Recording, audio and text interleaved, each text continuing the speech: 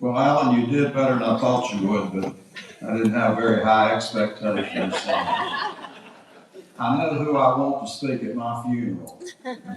You. I'm glad to be back with you. And I say back with you. I spoke to you on April the 6th, 2018. And I spoke to you, I'm sure all of you remember who were here. I spoke on the 10 governors that I've known, and now it's up to 12. So if you can't get a speaker again, and need to hear that speech again, I'll be glad to give it. Today, I'm going to speak. You're not going to learn anything today. It's just going to be funny stories that actually happened in 3 of my jobs. Alan, they left out whoever did the sheet. I used to be a notary public, but my notary thing expired, and that's why I guess it's not in my bio. But I do have to tell you about the most unusual introduction I've ever gotten. I was introduced as a lawyer who graduated from the law school at Catawba College. Well, number one, I've been called a lot of things, but I've never been called a lawyer. Also, Catawba College does not have a law school. But I didn't want the people to have this false impression that I'd falsified my resume. So I checked, and I've gotten an honorary doctor of laws degree from Catawba, and I thought it meant I was a lawyer. But I'm going to tell all true stories today. I used to be a newspaper reporter, so I know how to make up stories. And that's before fake news, was as popular as it is now. I really can't hold a job very long, but I'm going to talk about some funny things that happened to me when I visited classrooms. As Alan already told you, I'm sort of a Republican and the late Jim Hunt sort of a Democrat. But back in the days when we got along with each other after the campaigns and got things done, he appointed me chairman of the State Board of Education, where I served for 6.5 years. And I also ran the State Chamber of Commerce. That's where I learned under Jim Hebner. State Board of Education only paid $15 a day. And so I had 2 children at the time, so I had to have another job. But I've collected a lot of stories. And then, as you told, I served in the legislature. And I started to say I sent an email around, but that was 50 years ago. We didn't have email. I sent a mimeograph sheet around and asked legislators to write down one funny thing that actually happened to them, and I've got a few of those. And then I worked for several governors, and so I wrote down funny things that the governors had happened to the governors in their office. And I brought 3 hours worth of material today, and I know y'all get out at 3:30. I mean at 2 o'clock. I know y'all. I'm in Kiwanis, and we get out at 1:30, but we start earlier. In fact, I missed the meeting today. They won't give me credit for being there. But I'm going to first of all tell a few stories about when I visited schools. And I am going to try to save, I don't think you'll have any questions about any of these stories, but in case you want to know my opinion on any other subject, I'll try to save a few minutes. I do have an opinion, and I'm not running for office, so I can say what I think. Bertie County, how many have ever heard of Bertie County? That's a lot. It's a relatively poor county in northeastern North Carolina with very little industry, very little business. So the superintendent of schools, the principal, and I were walking down the hall visiting one of the schools, and we were 3 white males dressed in dark suits and ties. And a little boy comes running out and looks at us and he said, "Y'all from the funeral home?" At church, and I started to take this out because it could be perceived as a little bit of anti-Carolina, anti-Chapel Hill, but that's not the way I meant it. But I was in Cumberland County, and I was speaking to the elementary school, and I saw this little girl on the stage, and I was making small talk. I was nervous, she wasn't. She had on a Carolina t-shirt, and I said, "By the way, you couldn't find anything to wear today?" She didn't think that was funny. I tried again. I said, "Did you dress in the dark?" She didn't laugh at that either. But I'm a slow learner, and I looked at the program and saw where she was going to introduce me. And I thought, "Oh no, she'll be getting back." But So, but I'm a slow learner. When I got up, I said, her name was Meredith. I can remember that because of Meredith College. I said, thank you. And it was 2 weeks before Christmas. And I said, Meredith, if you've been a good girl, I'm going to be sure NC State sends you a Wolfpack shirt to wear. This 5th grader stood up and said, my standards are much higher. And that was before Beverly Perdue got elected governor, because I predicted that she would be our first woman governor. Anybody that smart? I've got so many now. I got, this will surprise you, I got spanked back in the days when we could spank children. I got spanked twice in the 2nd grade. And every time I asked the group, what did they think I got spanked for, they all say talking. And that's really what it was, talking too much. And so I gave that speech one day, and as I was going out of the auditorium, this little boy said, you certainly don't remember about those spankings, do you? And then he said, you did say a lot of things that made sense, so that made me feel a little bit better. You have to have a thick skin to be in politics and also to visit schools and ask children how old they think you are. Now, I'm 81 now, but 25 years ago, I'm an English major. I can't do the math. I asked how old, I asked children how old did they think I was, and they started out at 85, 86. I never asked that again. Also, as I said, have to develop a thick skin. I'd gotten up one morning about 4:30 and had driven 4 hours to somewhere, and I went into school and they were getting ready to take naps, and they were getting out their naps to lie down. And I said, I really wish that I could lie down and take a nap, but I've got to get on to the next school. And this child yelled out and said, teacher, we don't have a nap big enough for him. Well, the teacher responded very quickly and said we could put together several naps. We've got a lot of creative teachers. Dr. Seuss's birthday is, I think, May 1st. I've forgotten now, I don't have that written down. But we used to go to schools and read to children on their birthday. I mean, on Dr. Seuss's birthday. So I get to school, and the teacher said, do you want to stand, or do you want to sit on the chair, or we've got this rocket chair? And I said, well, I believe I'll sit in the rocket chair. And just as I started to sit down, this kid yelled, he's going to break it, he's going to break it. I didn't. A little boy ran into the hall when I was visiting the school, and he said, are you from Raleigh? I said, yes, how would you know that? And he said, my teacher said there's some dude coming down from Raleigh to tell us what we're doing wrong. And he said, you look just like a dude. Okay, let's see. I've got a bunch of notes, but I think now I'll move on to a little bit about the legislature. And again, these stories are all true. Most of them I saw. Senator Marshall Roush, many of you may have heard of, he died the other day at age 101 or 102. There now, by the way, I had a goal of being, I was in the 1971 state senate, and I have a goal of being the last one to die. Somebody said, well, you were the youngest, so you should be the last one to die. But there were 3 of us left, and Marshall Roush was one of them, and he died at 101 or 102. The other 2 are other than me. Is Eddie Knox. Eddie Knox ran for governor one time and also was the mayor of Charlotte. But he and I are the final 2. But Marshall Roush told about the very first story, very first speech he made on the floor of the state senate. And he knew he would be on television. Why? Because it was on a controversial subject. So sure enough, as soon as he got out, the TV lights came on, he was getting to the key point in his speech. And Senator Herman Moore from Charlotte held up this piece of paper that said your zipper's open. And it was. He didn't even finish his speech. He immediately sat down. As you've already been told, I'm a Republican, I was Republican elected to the state senate from Rowan County and then re-elected from Rowan, Davie, and Davidson.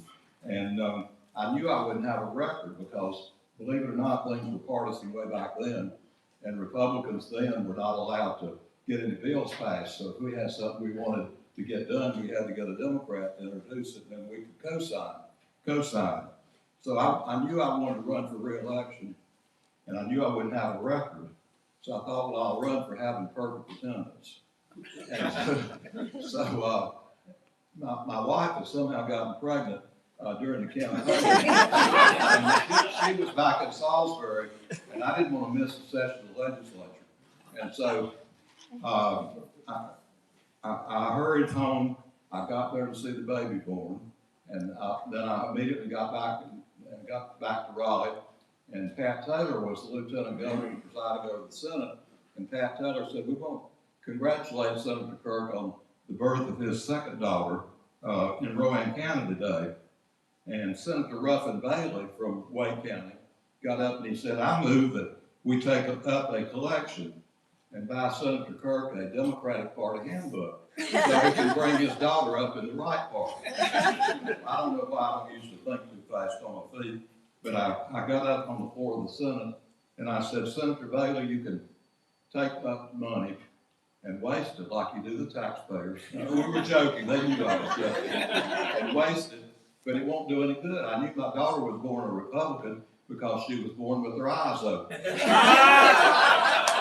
Well, Senator Giles Coggins, who was also from Wake County, he came up to me on the floor of the Senate, but he didn't say it in front of everybody. He just said, "Why didn't you tell the whole story?" And I said, "What's the whole story?" And he said, "You can tell she was a Republican because she was born with her mouth open." Senator Ollie Harris of Cleveland County was a funeral director, and he had, while serving in the Senate, and he came straight from a funeral to the floor of the North Carolina Senate, so he would have perfect attendance maybe. But he was talking to a lady right before he went on the floor of the Senate, and she said, "Mr. Harris, you look more like a funeral home director than you do a legislator," and it's because he had on a white shirt. So he immediately went out and bought 12 or a dozen different colored shirts so he could wear and not be taken for a mortician. Another person went up to a senator and said, "It's nice to meet you. I've heard a lot about your love making." And he said, "Oh, it ain't much." She said, "That's what I heard." I had an embarrassing speech, an embarrassing occurrence when I was out campaigning. I went through back then you could go to tour industries and the owner would take you around and introduce you. And I gave my card to this man and he looked at it and he said, "Why would I vote for a young squirt like you?" Believe it or not, I was almost speechless. I didn't know exactly what to say. I started to walk away because I figured I'm not going to waste my time talking to him. But I don't remember what I said, but I told him a little bit, and he said, "Oh, shucks, I was going to vote for you anyway. I just wanted to see what you would say." So you can't take anything for granted. L.P. McClendon, some of you might know, he was from Guilford County, and he told me about the first speech he made on the floor of the state Senate, and it was about a bill that would raise the salaries of legislators. And he said, "Legislators should be like Caesar's wife, above reproach." And when he finished, another senator got up and said, "All I can say is if Caesar's wife had tried to live on our salary, I don't believe she would have been above reproach." The truth of the matter is, I think I'm right on this, legislators today make the same thing they did when I served.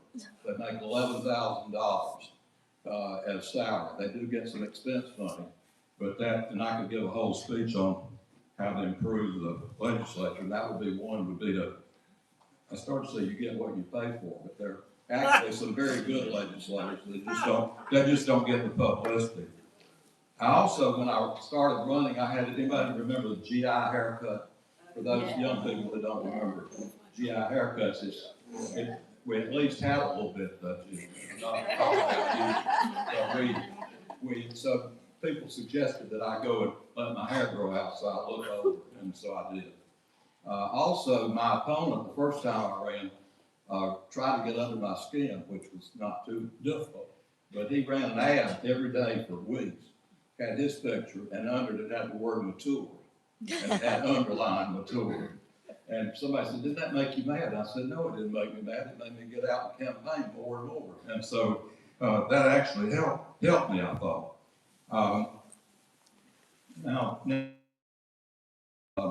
We had a number of people.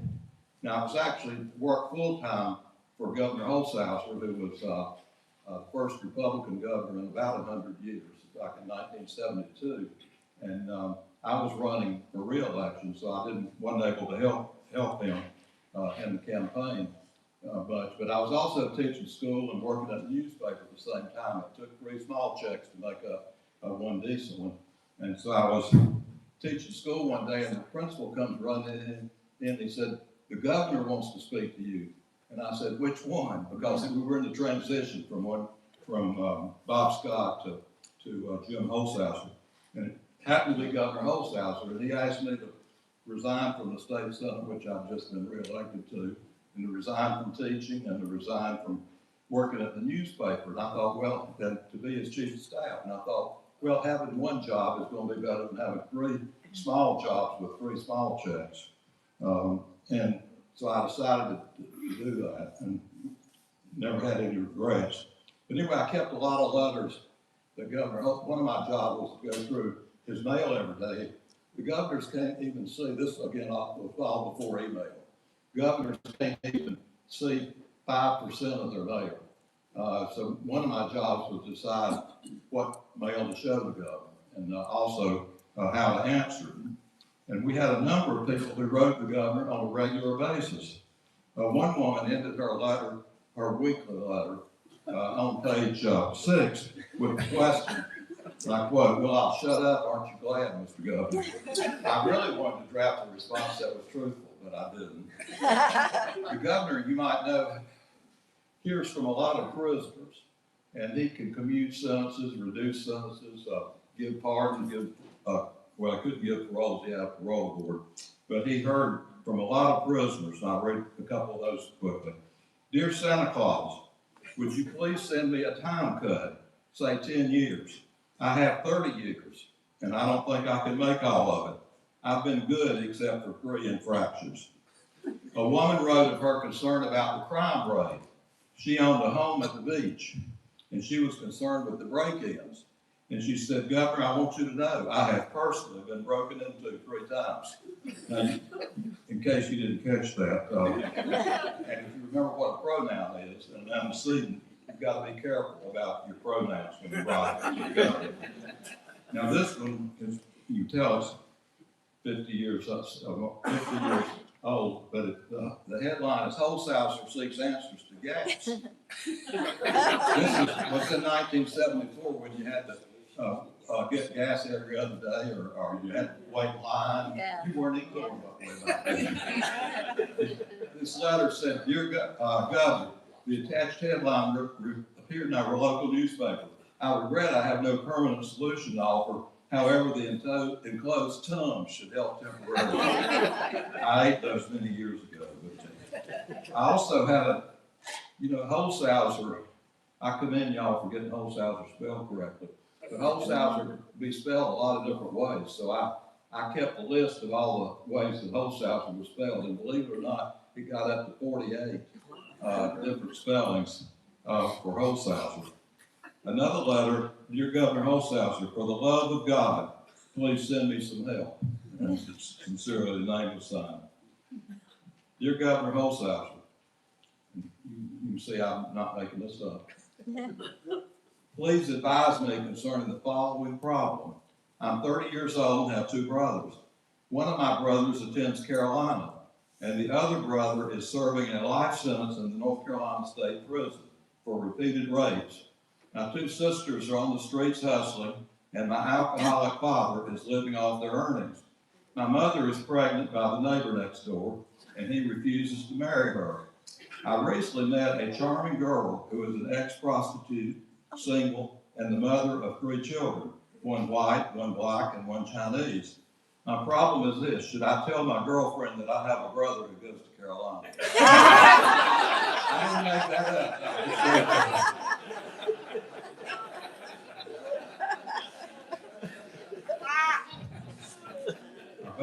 Maybe I should stop while I'm ahead. I want to close this part with 2 stories that I usually end my speeches with, but we do have a little bit of time for questions. I don't know about answers, but in a serious way, I've been really blessed in so many ways in my life with the people that I met and the people that I worked with. So it's difficult to pick out one or two that are the most meaningful, but I've got one and then a runner-up. This one, Mike Ward was the state superintendent elected, and he was a Democrat, and still is. We walk together a couple times a week, and we get along. We don't talk too much politics, but he was the elected state superintendent, and I was appointed, as you've been told, by Governor Hunt. And the previous, some of you remember Jay Robinson, who worked for UNC General Administration, and he had preceded me as the chairman of the State Board of Education. And he and the state superintendent then, Bobby Etheridge, who later became a congressman, they didn't get along with each other, and they sued each other several times. But Mike Ward and I were determined to get along, and we did. And the legislature passed a bill saying that anybody who left school and became a veteran or joined the military during World War II, and who was lucky enough to come back home alive, but did not get their high school diploma, the legislature passed a bill saying that we could give an honorary diploma to those veterans. So we planned the ceremony with the boutonniere and pomp and circumstance and all, just like a regular graduation ceremony for 18-year-olds. Anyway, we had ceremonies all across the state. And I never will forget what three of the servicemen, all men at the time, said to me as I handed them their diploma. One said, "I'm not going to shake your hand." I didn't know what he was going to do. And he hugged me around the neck. Aww. And he went down in the audience and hugged every member of the State Board of Education. Then the next one said, "I've got to hurry home and update my resume." These were all in their 80s or 90s. And then the third one that I'll never forget held up his diploma toward heaven, and he said, "Look, Mom, I finally got it." I think everybody complained. Everybody complained. By the way, I don't usually apologize, but 3 years ago I fell and I broke a hip and a femur, and I bled around the brain and was unconscious for a while. Spent 25 days in the hospital, and my doctor said, "You're not going to remember the bleeding around the brain." What brain? At least I told my mother they said I had one.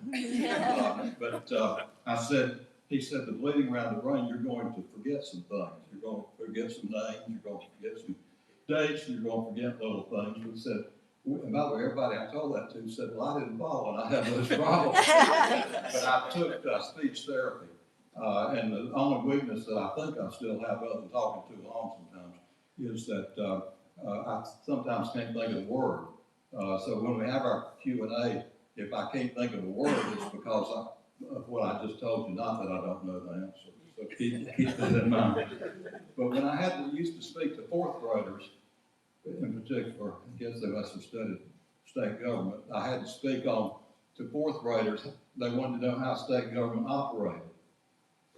Now, trying to figure that out, how to speak in a speech to Rotarians or to Kiwanians or to JCs or whatever group is sort of hard to do. But figuring out how to do it to fourth graders was quite difficult, even back then. I got 30 letters from the teacher. I asked each student to write me a letter. Don't worry, I only have one with me. "Dear Mr. Kirk, thanks for coming to speak to us. We hope you'll come back. You told us more than enough." That came from a group of, came from a fourth grader. So, okay, I know this is dangerous, but I'll stop now and try to answer questions. I doubt you have any on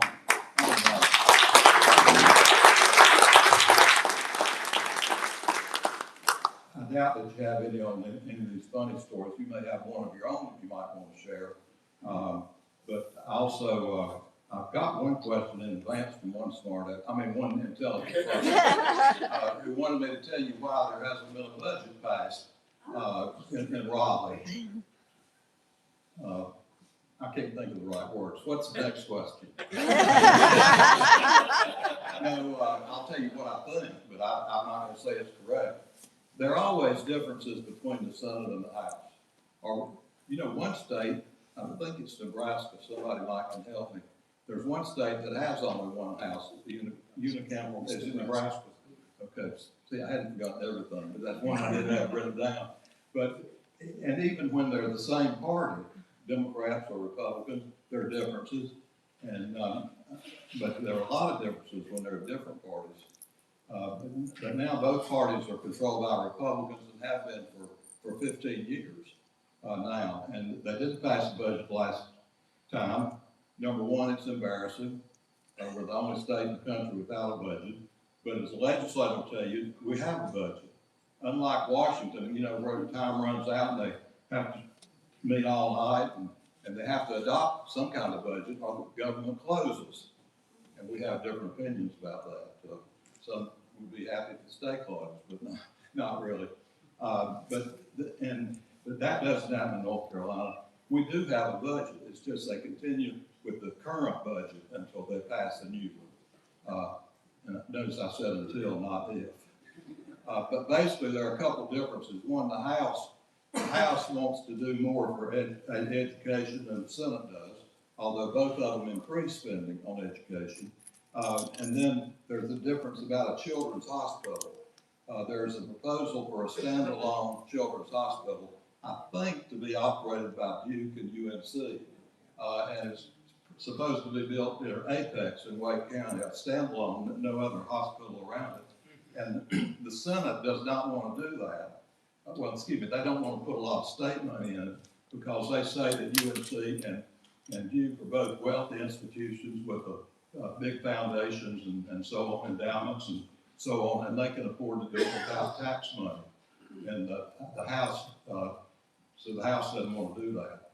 The Senate also wants to continue the phase down of income tax and do away with the corporate income tax. We're one of the few states that has a corporate income tax. They've been reducing it each year. And by the way, more money comes in even when they cut the taxes. The revenue goes up if you cut the right ones. But anyway, the Senate does not want to delay the tax cuts. And so there's a big difference between the two. What's the solution? Compromise, and that's a dirty word these days. But and they have passed a bunch of mini budgets funding certain things. So did I answer that one okay? That's more than I know about it. My source is Raleigh News and Observer, so I'm not sure about that. Okay, I'll try to answer any questions that you have. I know nobody's ever complained about getting out early. All right, Julie, you're gonna force me to tell a story on you, but go ahead. I'll see how friendly this question is. I just wanted the group to know that you were the first Republican, along with Jim Holzhauser, to be endorsed by guess who? The Daily Target. Thank you. Is it okay if I tell my favorite story about you? You know which one I'm gonna tell? I'm trying to get permission. The reason I came to Chapel Hill to see you when you were still in diapers. Okay. I was not interested in politics, but there was a girl I wanted to ask out, and believe it or not, I was too shy. I asked her. So, by the way, it wasn't Julie. I don't want her. I don't want her reputation. This girl that I wanted to ask out invited me to the Teenage Republican meeting, and I went. There were 4 of us there, and I got elected chairman. So I immediately became a Republican. But anyway, then I got elected head of the North Carolina Teenage Republicans, and I heard there was a teenage Republican in Chapel Hill, and I thought, well, that's unusual. But I found out it was Julie Tenney, and I couldn't even drive Chapel Hill because I was only 16, and my parents said I couldn't drive out of town until I was 17 or 18. So my mother drove me to Chapel Hill. We had a Teenage Republican meeting at Julie's house, and she was elected chair. You know that her dad was a Republican candidate for the Insurance commissioner and something else. No, he was running for the U.S. Senate. And he did run for And U.S. he Senate. was a charter member of East Chapel Hill Rotary. Yeah. Okay, yeah, I certainly knew Ed Tenney, and he was, unusual to be a Republican, and way back then in particular. To be a And he was Republican, on the Chapel town Hill, council. Phil, can you talk to us a little bit about Jim Hunt? Your relationship? Okay. He just passed Well, away. I have quite a bit about him in my Governors on the 10 speech, speech on the 10 governors. Excuse me. You know, in Washington, the president and vice president run on a single ticket. And you have to vote for the 2 Democrats or the 2 Republicans or the 2 Libertarians or whatever. In North Carolina, we don't have such a law about governor and lieutenant governor. So in 1972, when Jim Holsizer was elected governor, Jim Hunt was elected lieutenant governor. And they got along great. They had some of the same goals, kindergarten for every 5-year-old. Holsizer spent more money on parks than had ever been spent on parks. He got the Coastal Area Management Act, the Mountain Area Management Act passed. And so there was a lot of working together. And one of my jobs working for Governor Holsizer was to be the liaison with the lieutenant governor's office. So I learned to know Jim Hunt through, let's see, he was probably 33 at the time, maybe 32. Holsizer was elected governor when he was 35. And I was 27 when I was his chief of staff. But we learned to know each other then. Well, after Holsizer was the last governor that could run for 1 term. He could stay out and then come back and run. But Jim Hunt knew, and I mean this is a positive, not questioning his motives. Jim Hunt knew he wanted to be governor more than 1 term. And I knew we should have a governor, at least who could run for a second consecutive term. You hardly learn where the bathrooms are in 1 term. But so Jim Hunt wanted a Republican and a Democrat to run the campaign. You would have to have Republican votes and Democratic votes. So he asked me to take a leave of absence from my job and co-chair the campaign with Tom Lambeth, that many of you know as a ardent Carolina supporter, and also I learned to know him when he worked for Rich Pryor, and I worked for Jim Broyhill. Our offices were right across the hall from each other in Washington. But we both agreed to co-chair the campaign. And so the gubernatorial succession amendment only passed by 30,000 votes out of several million. A lot of Republicans didn't want it because they didn't want to apply Jim Hunt. A lot of Democrats didn't want it because they knew that if you could run many times, it was going to eliminate some of them from ever having a chance to run for governor. So you had some in both parties that were opposed to it. So we had to put together a coalition. Reminded me of the Hugh Morton story, another Carolina stalwart when he was alive. Hugh Morton was the honorary chair of that amendment campaign, and he was more than honorary. He was sort of like Governor Hunt. They both gave us plenty of direction. Leadership. And the campaign.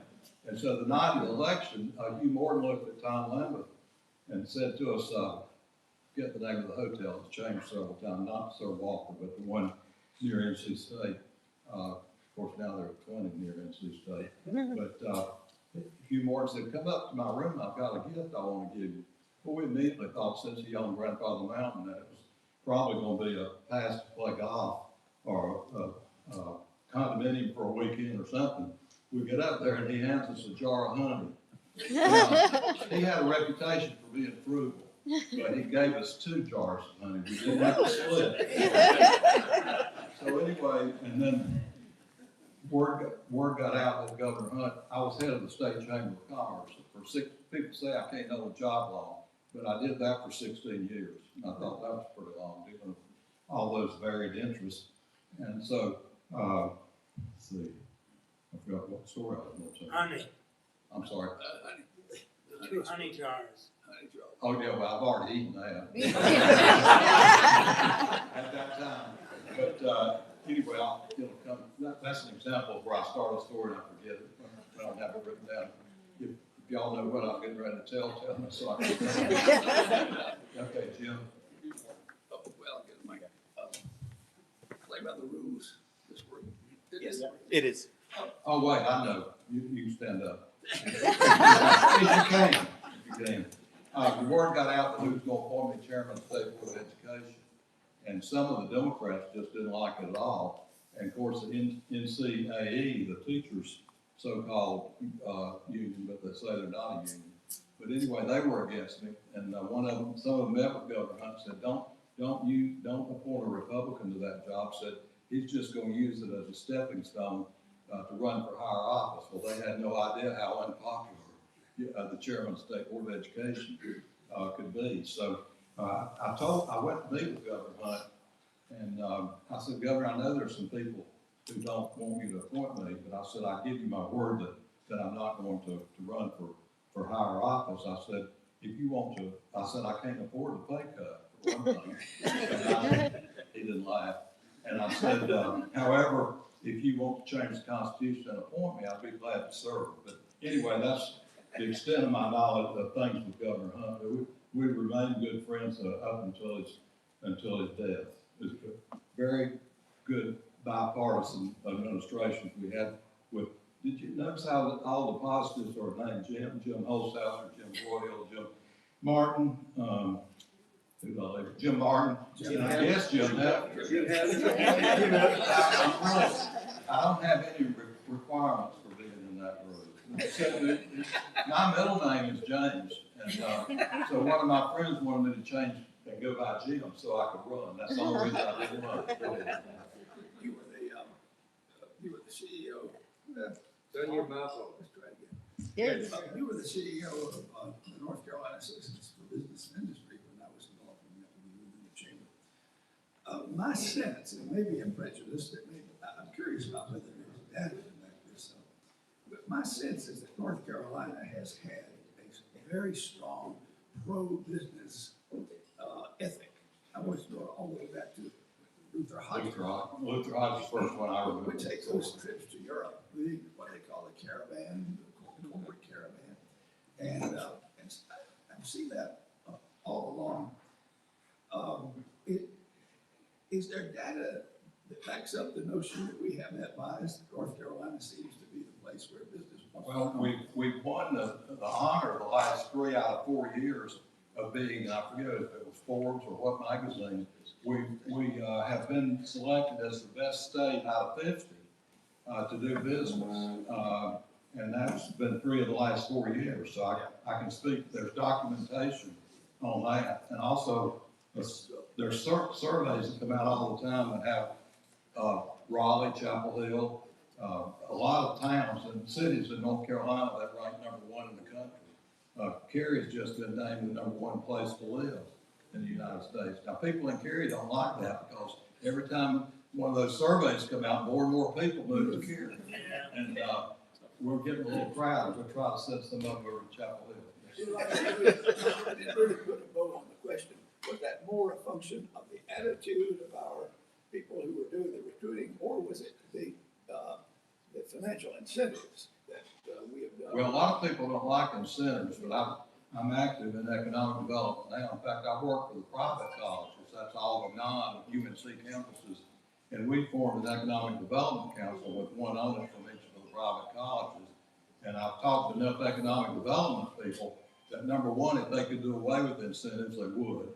But #2, incentives won't get you in the door. But sometimes if there's a tie or close to a tie between #1 and #2, the incentives do help. But it's schools, it's local government, it's attitude. Jim Graham Commissioner of Agriculture used to wear a button that said attitude. And I've got a speech on that too, but I won't give it. But it's an attitude plus government policies. Both parties talk about trying to reduce, not eliminate, but reduce regulations. So North Carolina has a reputation as a very pro-business state, but we can't take it for granted because other states are catching up. Our community college system, I used to be on that board, but our community college system is one of the big reasons because of the technical training. Too long an answer, but go ahead. Thank you. If you can set your prejudices aside, and you worked with all these governors, who do you think is the most enlightened governor we've had and why? I usually have a line in my speech that on the 12 governors that I've known, not to ask me which was my favorite, because some of them are still living. I don't know how to answer that, because the ones I worked closely with were two Republicans, Holshouser and Martin, and the Democrat was Jim Hunt. And this is a typical political statement, but they're all three very different. I've never met anybody smarter than Governor Martin. Jim Martin was the chemistry professor at Davidson, and I would have hated to have been in his class, because he's a tough taskmaster. Jim Hunt is probably the best politician. He could call a group, and he had a lot of business groups together, and he could call a group and talk to them about Smart Start, which was his favorite program, and he started it. And I was on the very first one. In fact, I had two Republicans call me and ask me had I changed parties. And I said, why? And they said, because you believe in the government taking care of children. I said, no, I don't. And one of them sent me an application for me to change parties. So I did take some grief from supporting Smart Start, but I would do it again. He could call a group over to the governor's mansion, and he could tell them what the problem was, and they would come up with the answer, but it was his answer all along. He had the best way of making you feel like something was your idea. And so I think if I had to be pushed, I'd say he was probably the best overall politician. He got elected for 16 years. I think Holshouser was very good because he was the first Republican, and none of us had experience in government. And so he had to hire a lot of people with no experience. But he had the support of a lot of Democrats in the legislature because he had been one of them. I'm not saying you have to be a legislator to be a governor, but I found that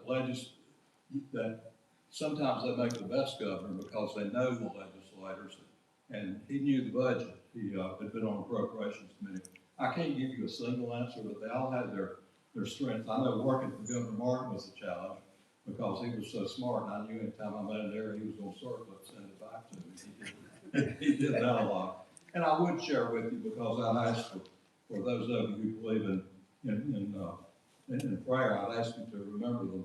Governor Martin's wife, Dottie Martin, has very serious Alzheimer's and is in the memory unit at Davidson.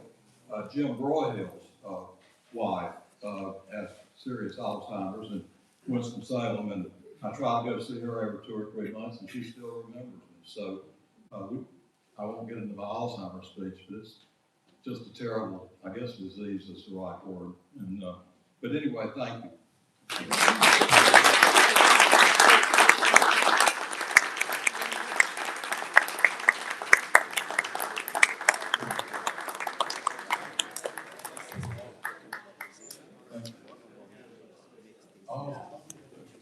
And also, I meant to mention that the people that participate learning are in your term about up as president. It's in your term about up as president. Yeah, 1 more month to go. Well, the people that participate learning are about half and half, and half of them are glad you're coming back into full-time work, and the other half don't know who you are. Thank you. Thank you for this.